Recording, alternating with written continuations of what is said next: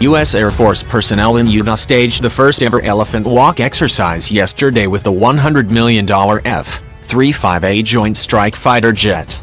In a demonstration of military might, the 388th and 419th Fighter Wings performed the combat power exercise at Hill Air Force Base, launching 35 F-35A fighter jets in 11 minutes.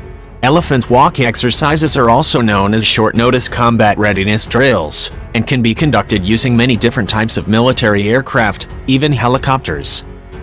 Aircraft taxiing in close formation or in sequence before minimum interval takeoff. The drill is a test of units' ability to launch as many aircraft as necessary to support the national defense mission in a short time frame. A surge in combat operations could take place at a moment's notice, and require any number of available fighter planes. For this debut drill, the units launched a symbolic 35 of the F-35A jet. What this demonstrates is our ability to generate a significant amount of air power, 388th Wing Vice Commander Col Michael Ebner said, as reported by Deseret News in Utah. Today we're exercising our wings' ability to rapidly deploy combat power, he said. Part of what we do as the military is we conduct exercises to identify any shortfalls and issues that we may have in trying to answer our nation's call. It shows not only our Air Force leadership and Department of Defense leadership, but also shows our allies and enemies our ability to generate combat power. During the exercise, aircraft took off in 20 to 40-second intervals. The 388th and 419th Fighter Wings are the U.S. Air Force's only combat-ready F-35A units, and must therefore be ready to launch large amounts of aircraft at once should the national defense require support.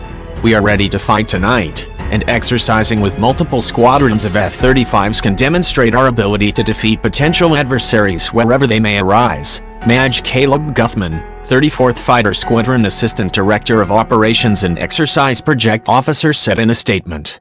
Conducting large-scale drills send a powerful message to U.S. allies, adversaries and to the public that the 388th and 419th Fighter Wings are ready to deploy to protect the nation.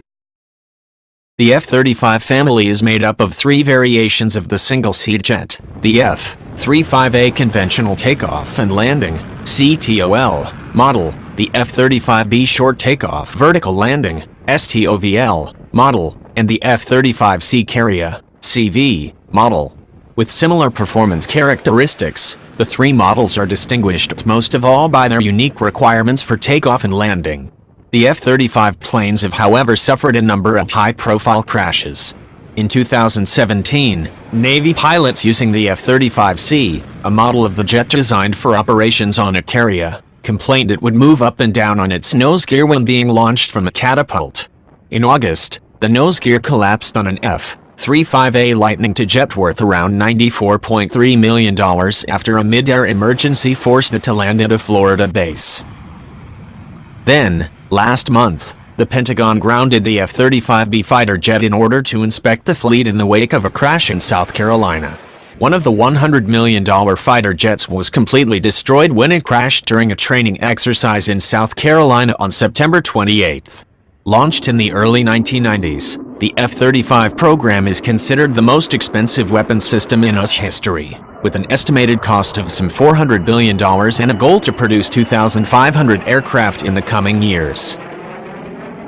The F-35 was billed as a fighter jet that could do almost everything the U.S. military desired, serving the Air Force, Marine Corps and Navy, and even Britain's Royal Air Force and Royal Navy, all in one aircraft design. It was supposed to replace and improve upon an aging aircraft types with widely different missions, and marketed as a cost-effective, powerful multi-role fighter airplane significantly better than anything potential adversaries could build in the next 2 decades. But it turned out to be none of those things. The program fell nearly a decade behind schedule, and failed to meet many of its original design requirements.